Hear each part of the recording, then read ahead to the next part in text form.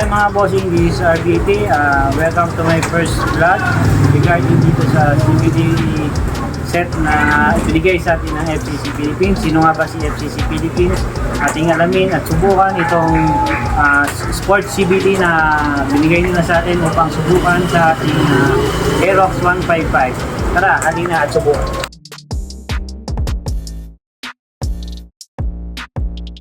Ang FCC of Fuji Chemical Company ay itinatag noong 1939 at may mahigit na 84 taon na sa industriya. Nag-umpisa ito bilang isang kumpanya sa pagmamanufaktura ng kemikal, ngunit pinanatili ang kanilang pangalan bilang paggalang sa kanilang pinagmulan. Ang pangunahing produkto ng FCC ay mga clutch para sa automotive at motorsiklo.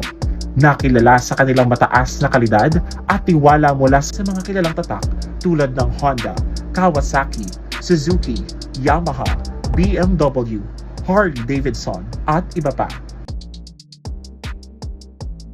Global ang presensya ng FCC.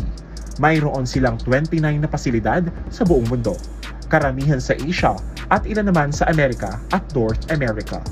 Kilala ang FCC sa kanilang teknolohiyang pang-motorsiklo na may mahigit na 50% ng market share globally. Nakikita niyo ba yung nakikita ko? FCC.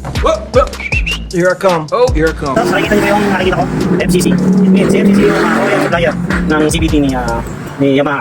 Si Yamaha, no? Lahat ng sikat na brand sa Japan. Si FCC ang supplier ng OEM supplier ng CVT. Ayan, nakita natin FCC. At sa automotive naman na may higit sa 10% market share. Bukod sa mga clutch parts, nag-e-explore rin ng FCC sa iba't ibang industriya tulad ng EV at energy solutions. Sa Pilipinas, matatagpuan ng FCC sa Laguna Technopark sa Binyan, Laguna. Mayroon silang 3 international certifications para sa kalidad at pangangalaga sa kapaligiran.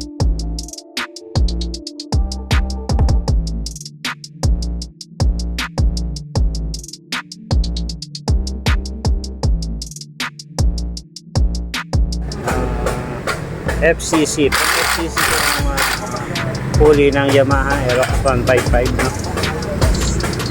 Ito, napatunayan natin na sila talaga yung OEM supplier ng mga leading brand sa Japan. Kaya yung quality ng FCC, 100% sure na quality tayo dito sa FCC brand. Ito yung lalagay natin na CVT part sa ating Aerox. No, yung si FCC technology ba from FCC Philippines, no. Yan, isa-isay natin yung parts.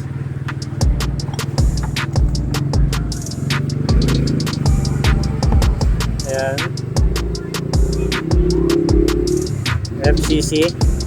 Meron din siyang trademark dito.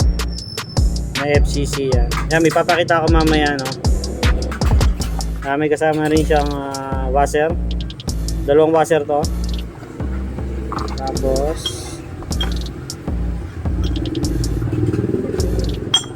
ayan. Lahat siya, meron nakalagay na FCC, no? Trademark. Kasama rin palang bola si FCC. Ayan. Ito yung bola niya.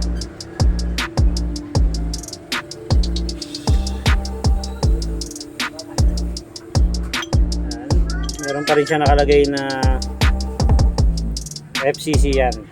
Naka-indicate sa kanya FCC. And then, compare natin siya sa old stock. Sa stock ng Aerox. Ito yung pangalan niya, FCC. That's FCC technology, no? Tapos sports CVT siya. Sabi muna natin to. Isa-isahin natin, no? Compare natin dun sa old stock. Ito na yung old stock. Nanggal ko na kanina to, eh. Isa-isahin natin, no? Ayun, ito yung si FCC. Siya yung OEM supplier ng mga big company sa Japan, no? Like Honda, Yamaha, Japan, Suzuki. Kaya almost lahat ng pulley na makikita nyo sa mga stock ng Yamaha, Honda, Kawasaki, Suzuki is from FCC ng Japan, no? Siya yung nag-susupply ng mga pulley. Yan, and then mga lining. Almost all over the world siya, no? Siya, famous siya, hindi nga lang siya nakilala sa market kasi siya nga lang yung OEM. Makikita natin lahat yan, FCC. Ito yung Sport CVT, ito yung stock. Pareha siya, may FCC na logo na nakalagay, naka-engrave.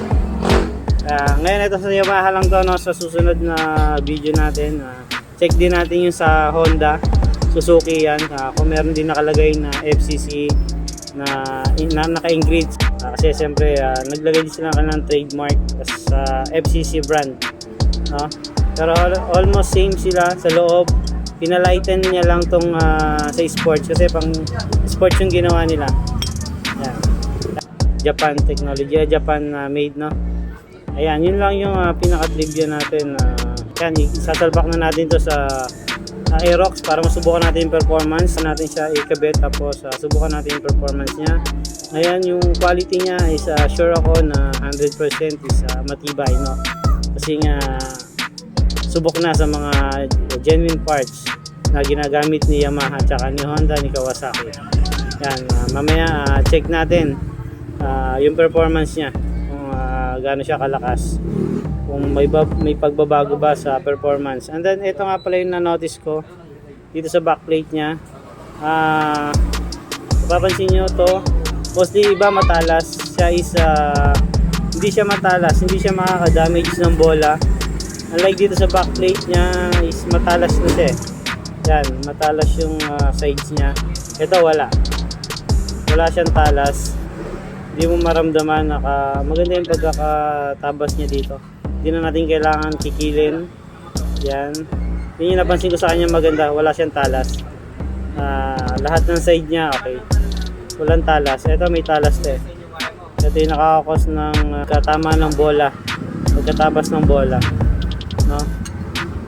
Ayan, yun lang guys yung napansin ko maganda sa kanya. Hindi siya matalas. Mamaya subukan natin yung performance niya. Ay, kakabit na namin natin yung CVT, no? Para masubukan natin.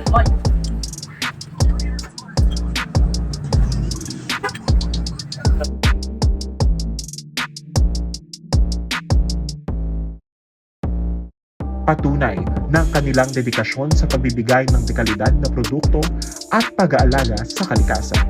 Sa kabuuan, ang FCC ay hindi lamang isang tagagawa ng clutch, kundi isang sentro ng inobasyon na patuloy na nagtutulak ng mga limitasyon sa teknolohiya.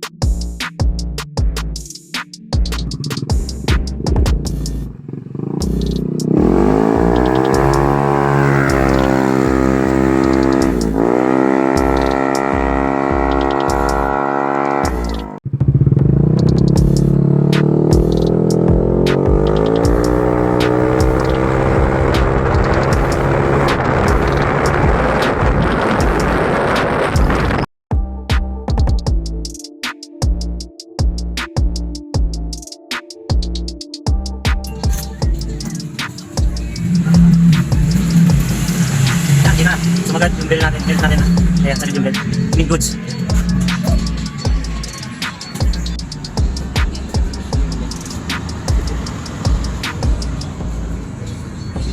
Ayan, no? Sumagat yung belt natin.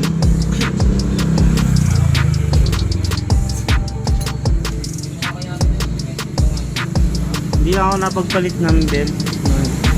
Napalitan pa sana natin yung belt. Tapos gumamit ako ng isang washer.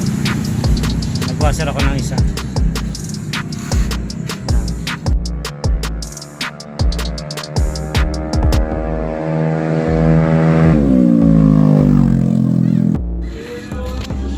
Sige, ito na.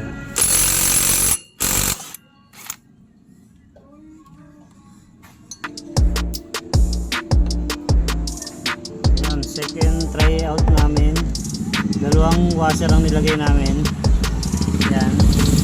Dalawang washer. After ng try out, mas umangat siya ng konti. Mas sumagat pa siya ng konti. No? Masyadong kita. Pero halos eto na siya. Halos nasa tip na siya ng ano, ng pulley natin. No? Yan. Yan. Kita naman yung marking. Halos sumagat na siya sa pulley. Ayan. Hindi na kayo makatesting ng ayos kasi marami na sasakyan. Ayan. Mas okay kung dalawa. Now all goods.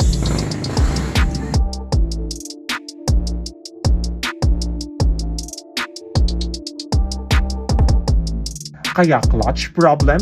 Sa FCC, no problem.